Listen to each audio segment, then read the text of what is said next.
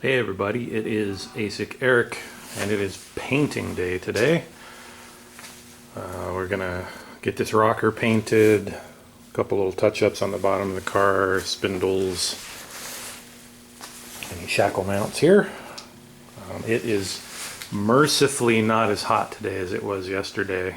By the time I went back in the house yesterday, it was like 4:30 in the afternoon. It was 95 degrees.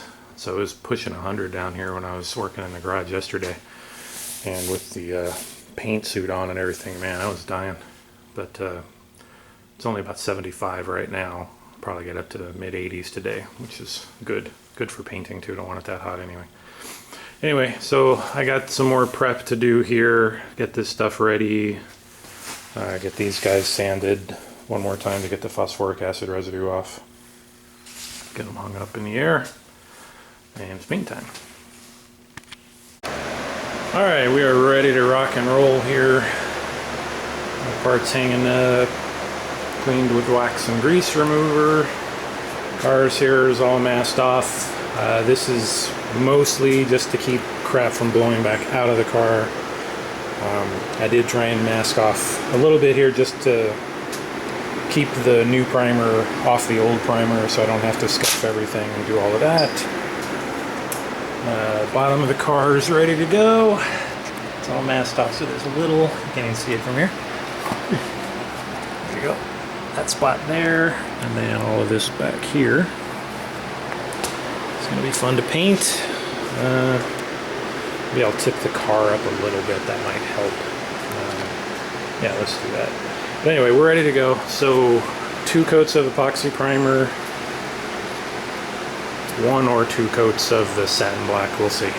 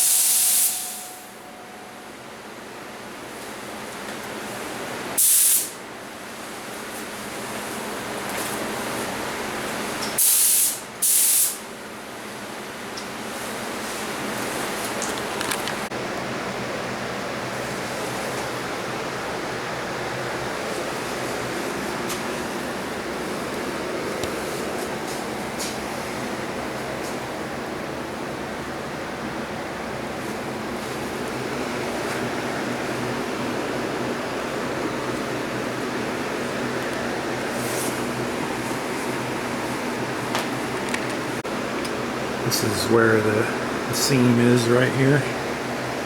So it looks pretty good. I could put some body filler and stuff on here and really clean this up, which I may do someday. That stuff came out looking real nice.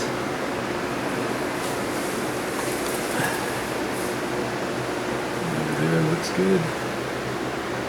I'd say that's pretty happy. Over there, where we did that touch up, it's pretty seamless.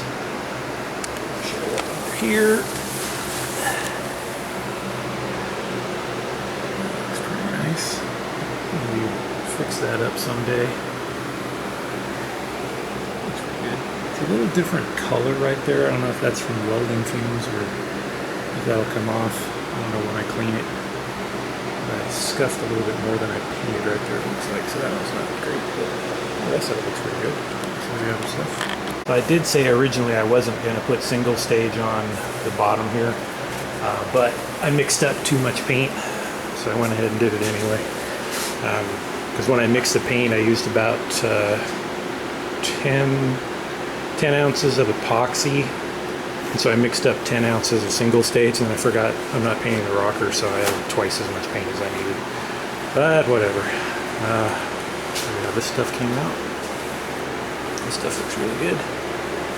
This is where the let me turn that light off over there. This is where that single stage really shines. No pun intended. I don't like the looks of this kind of stuff being super shiny and black. So the single stage just mutes it. If you put it on heavy, it still ends up looking pretty glossy, so I put it on pretty heavy here. Maybe this will tone down. That's still a little shinier than I would like, but we'll see how that goes once it fully dries. It's only been up there for about 5-10 minutes, so let's see. But these came out great. No complaints there. Sorry for all the glare. This camera's getting a little wiped out from painting in here all the time, so the lens is getting trashed. In time for a new camera pretty soon. Anyway, the rocker looks great. It was a dent I didn't know about. It's funny, as Roger, Mr. Fireman, was talking about yesterday, this black epoxy really shows up all the dents and stuff really well. It's real obvious right there. The repair looks good. The metal needs to be built up a little bit. I can see here there's a little divot right there. And I still need to see if I can pull the metal out right here. You can see if you look down the line there. The rocker's pretty straight except for that divot. And then the bottom of the rocker is pretty straight. So it's just that spot right there. If I can get that to come down that way, it'll look good. It still may not matter, as I said before. It looks pretty good. You look down the rocker this way and it looks pro. Like I said, I could use body filler to really flatten all this out so you couldn't see that seam at all, which I will eventually, but not right now. All of this stuff is going to be body work down the road, so I'm not in any hurry to do that. Alright, anyway, that's it. As I was saying earlier, it wasn't as hot today, but just barely. When I went back upstairs and checked, it was 93. So when you got the paint suit on and stuff, you can't sweat or anything. You don't get any evaporative cooling, so it just gets miserably hot. So I gotta get out of here, go get cleaned up, take a shower and all that stuff. Anyway, one last thing to do. Yes. Done. And you know what that means. Only thing left is the 4-link brackets. Everything else is done. So off the rotisserie next week. I've had a number of people comment that you want to leave this thing up on the rotisserie as long as possible. Do body work. Do everything you can. And I agree with that principle, which is where most of this stuff on the list came from. I wasn't planning on doing this, but I did it since it was up in the air. But really, the next work that I have to do, we got to replace this quarter panel over here, and that repair is going all the way up to the door. So I have to have the car on the ground and support it on its wheels and get the body gaps lined up before I tear this apart and get everything lined up when I put that quarter panel on. So it has to be on the ground for that. And then really the rest of the work is body work. And you know, the first thing that I really have to do is go through and fix gaps and things. If I got to be cutting into this metal and welding it, I don't want to do a bunch of body work on this stuff and then turn around and have to cut it. And so, you know, and that just applies everywhere. You know, up around the trunk up here, when I do the trunk gap, I may end up changing something there. So that's no good. So I think I've taken it as far as I can. I mean, I could do some more work, but it's kind of diminishing returns at this point. And the rotisserie's in the way, right? I can't get in here and really do this stuff because it's in the way. I can't really finish up the front of the car here because the rotisserie's in the way. So I think it's time for it to come down. But if anybody feels differently about it and there's something in particular you think I should do while it's up in the air, let me know. I'll obviously take that under consideration. You know, working up under the dash and stuff is really hard because it's so high up and you're leaning way inside the car, so that's not very easy. The inside of this thing, I think, is going to be easier when it's sitting on the ground. I think I've done all I can do. So anyway, let me know again if you feel differently and you have some concrete ideas about what I should do. But otherwise, next week I'm going to get my dad over here and get those 4-link brackets on. There's not that much to go. There's just a couple of brackets that go right here. They're bolt-in, and that's it. And then on the ground.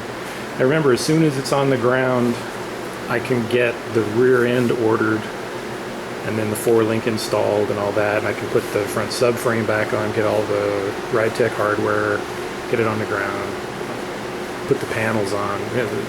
So much progress, I think, will happen really fast once I get it on the ground. So anyway, I'm babbling again. So take it easy, everybody. Talk to you soon.